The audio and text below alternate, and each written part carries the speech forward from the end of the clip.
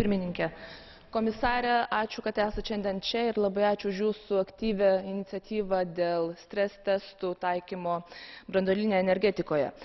Sveikinu taip pat pranešėją parengus gerą rezoliucijos projektą ir tikiuosi jam bus pritarta. Europos Sąjunga turi neapleisti savo pozicijų būnant aukštų branduolinių standartų lyderė pasaulyje.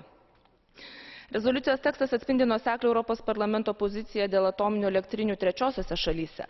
Joms taip pat turi būti taikomi aukščiausi saugos standartai ir atlikti atsparumo testai. Kad Rusija ir Baltarusija atliktų stres testus, tai yra tiesioginis Europos Sąjungos interesas, nes šios elektrinės turės galimą neigiamą poveikį bent kelioms Europos Sąjungos šalims. Dabartinė padėtis, kai nėra vykdomos net konsultacijos su poveikį patiriančiomis šalimis, yra labai neraminanti. Šiandieną mano šalis švenčia nepriklausomybės dieną. Tikiuosi, kad aukšti branduolinės saugos standartai prisidės prie energetinės nepriklausomybės taip pat. Ačiū.